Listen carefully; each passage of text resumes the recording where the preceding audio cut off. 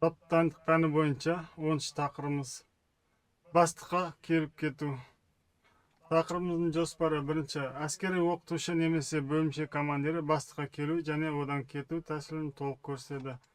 Екінші, қарастыратын студенттерді сапқа 2-3 адым аралықпен бір қатарға немесе біреуден лекке орналастыру. Үшінші, жаса 1, жаса 2, жаса 3 сынаулары бойынша бастыққа келу қимылдарын үйрету. Сабағымыздың мақсаты: әскери қызметшіні сапқа қайтару. Екі қатарлы сап.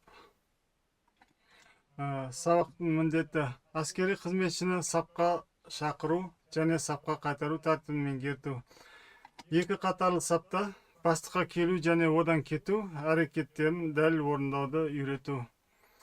Қолдар мен аяқтардың қозғалысын үйлестіре отырып, саптық қимылдарды нақты және уақытында орындау дағдысын қалыптастыру. Бастықпен және курсанттар арасында қарым-қатынас жасау мәдениетін, әскери сәлемдесуді және дисциплинаны нығайту. Бастыққа келу, бастыққа саптан тысқары келу және одан кетуді оқытудың басында әскери оқытушы бөлімше маңдай шебін жағалай отырып бастыққа келуді толық көрсетеді. Нәтиже бұл үшін әскери оқытушы немесе бөлімше командирі саптан студентті шақырып басшының орнына қою мүмкін. Бастыққа келуді 3 санауы бойынша үйреткен абзал. Жаса 1 санағына сәйкес қолдарды қозғалысқа келтіре отырып алға қарай саптық адымды сол аяқпен орындайды. Жаса 2 санағы бойынша оң аяқты қояды және бірден оң қолды бас киімге тақайды. Жаса 3 санағы бойынша қолды жамбасқа түсіреді. Осыдан соң жаттығу басынан қайталанады. Осы қимылдарды оқыту үшін бөлімшелер әр студенттің ара қашықтығы 2-3 адым болатындай бір қатарға немесе біреуден лекке тұрғызылады. Бастыққа келу тәсілін игеруді алға 3 адым қозғалыспен 4-ке санау бойынша жүргізуге болады. Бастыққа келу 3 адым алға қозғалыспен 3 санау бойынша басты пәрменіне сәйкес 1-2 санау бойынша алға 3 саптық адым жасау керек. Ал 4 санау бойынша оң аяқты сол аяққа тақайды. Және бірдестен оң қолды бас киімге апарады.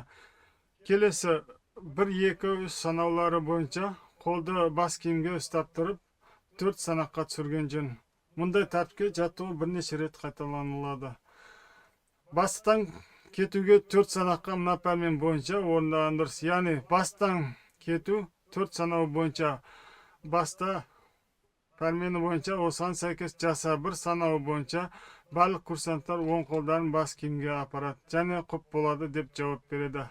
Жаса 2 санағы бойынша айналып бұрылады және оң аяқты жерге қояды. Жаса 3 санауы бойынша бірінші адыммен сол аяқты жерге қойымен қолды түсіреді.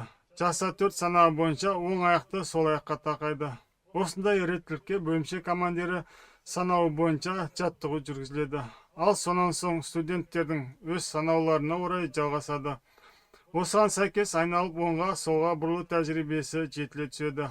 Бастыққа келу және одан кету бөлім бойынша оқытылғаннан кейін осы қимылдар кешенді түрде жалғасады. Жаттығу жүппен жүргізіледі.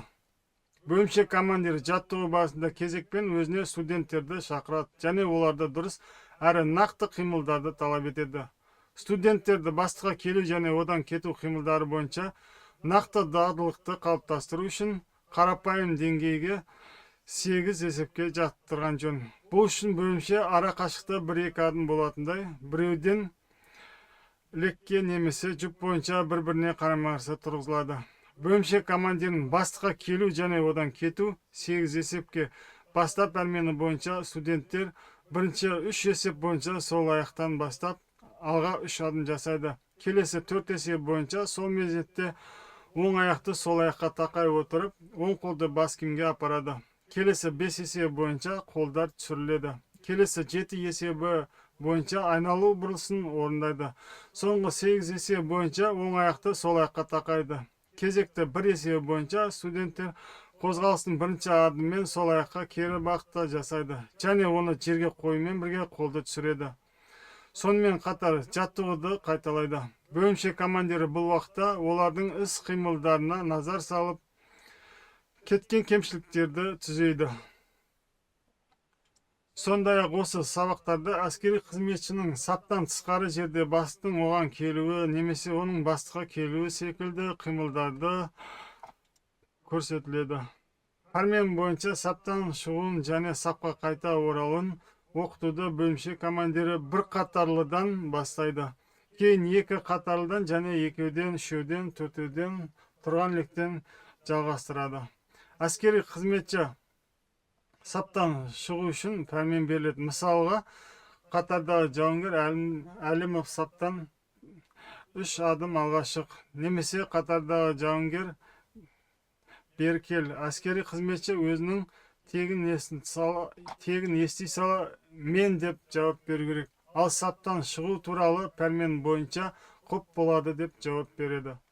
Әскери қызметші немесе студент бірінші пәрмен бойынша саптан саптық адыммен бірінші қатардан бастап аталған адым саны бойынша шығады.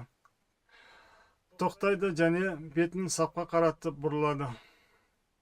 Осы тақырыбымызды қорытындылай келе бастыққа саптан тысқары келу және одан кету сабақтары студенттердің әскери тәртіп-дағдыларын жетілдіруге, саптық қимылдарды дәл орындауға және командирмен дұрыс қарым-қатынас жасауға бағытталған.